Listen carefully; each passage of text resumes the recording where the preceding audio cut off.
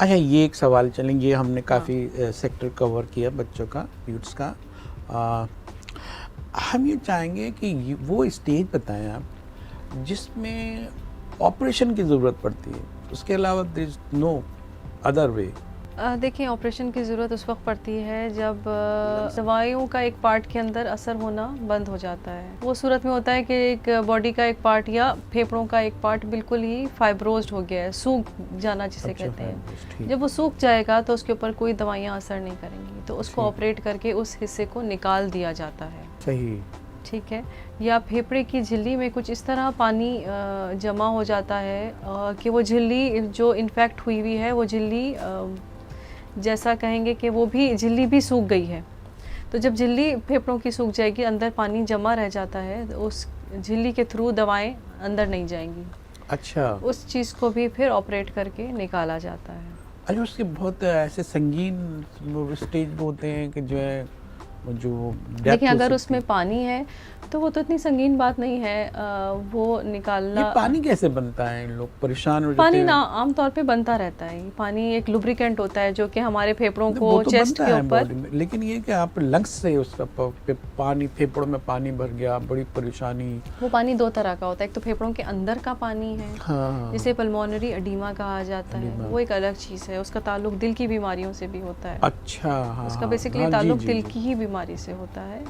और कुछ चेस्ट के अमराज ऐसे हैं जो ये कर सकते हैं, फेफड़े के अंदर पानी। और दूसरा, फेफड़े के बाहर जो झिल्ली है, जो फेफड़े हम सांस ले रहे होते हैं और हमें ईजीली वो सांस दिलाने में आसानी के लिए कुदरती पानी होता है फेफड़ों को छाती के ऊपर मूव कराने के लिए। ये 10 to 15 ml पानी आमतौर पे होता है ताकि वो लुब्रिकेट कर सकें लंग्स आसानी से। लेकिन इन्फेक्शन में इसकी क्वांटिटी बढ़ जाती है, तो जब बढ़ती है ये फेफड़ों को कंप्रेस कर देते हैं, सुखेड़ देते हैं। तो फिर सांस की तंगी और दिक्कत, वो पानी निकालना इसीलिए बहुत ज़रूरी होता है। और अगर ना निकाला जाए तो जिस तरह बिल्कुल सीमेंट जम जाती है, उस तरह ये पानी फेफड़ों में जम जाएगा। बच्चे हैं, अब बच्चों में भी ये ऐसी सूरत हाल होती है कि उनके फेफड़े काम करना छोड़ दें और ये हालत हो जाए, सिकुड़ जाए, ऑपरेशन की ज़रूरत पेश आए, तो बच्चों में भी होता है। देखिए, बच्चे किसी भी ट्रीटमेंट का बहुत अच्छा और बहुत जल्दी रिस्पॉन्ड करते हाँ, हैं। कुदरत ने ऐसा इंतज़ाम जी, किया है कुदरत कि ने वो ऐसा रिकवर बहुत इंतज़ाम जल्दी। किया है कि बच्चों में रिकवरी रेट, बच्चों में जो है दवाइयों का असर और इलाज का असर बहुत अच्छा होता है। तो वैसे आमतौर पे इस तरह नहीं होता कि बच्चे वो, या तो ये कि बच्चा पैदाइशी कोई नुक्स है उसके अंदर, पैदाइशी बीमारी के साथ पैदा हो रहा है, और डिपेंड करता है कि वो किस तरह की बीमारी है जो आगे जाके मसाइल कुन हो, प्रॉब्लमेटिक हो। कोई भी डिज़ीज़ अगर वक्त पे ट्रीट ना की जाए और उसको वक्त पे उसकी तशख़ीस ना हो और वो बढ़ती चली जाए, तो ज़ाहिर है वो जितना जितना ज़्यादा वक्त लगेगा उतना डैमेज करेगी हमारी बॉडी। तो वक्त पे तशख़ीस और वक्त पे इलाज होना किसी भी बीमारी का बहुत ज़रूरी है।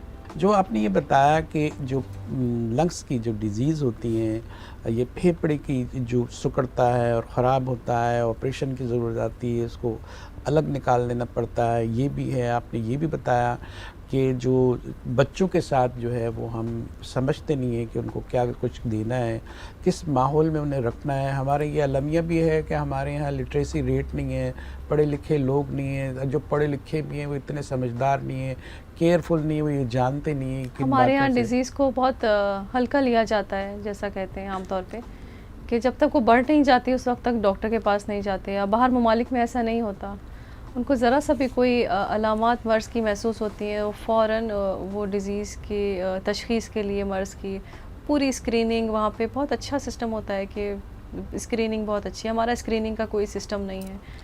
एक तो ऐसा हम रिलेटेड सवाल है कि ये जो चेस्ट की जो डिजीज़ है, क्या अट्रैक्ट किया आपको? क्या आपने सोचा कि इस फील्ड में ही आपको स्पेशलाइज करना चाहिए और इसी में आपको बढ़ना चाहिए?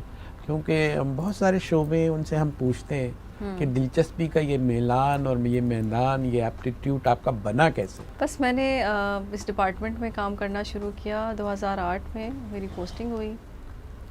तो बहुत से मरीज़ों का ऐसा इनकाउंटर होता है, बहुत से मरीज़ों से आपका वास्ता पड़ता है, तो मुझे ख़ुद ही इससे थोड़ी दिलचस्पी पैदा हुई।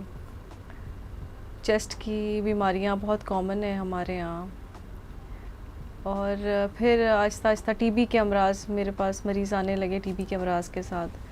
तो मुझे ये लगा कि और क्योरेबल डिज़ीज़ है, आप ट्रीट करें तो बहुत खुशी होती है जब आप एक मरीज़ को इलाज करें और वो ट्रीट हो जाए, इलाज ठीक से ले। पेशेंट खुशी खुशी आपके पास आता है, बहुत खुश होता है, आप शुक्रिया अदा करता है, तो बहुत एक अच्छी फीलिंग महसूस होती है।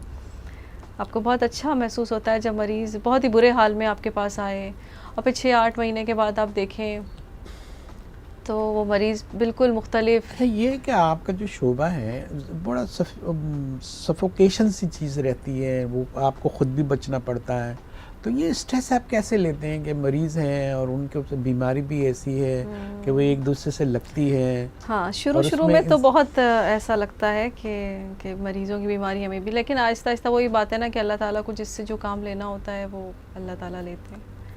फिर आहिस्ता आहिस्ता वो डर, खौफ, वो चीज़ ख़त्म हो जाती है।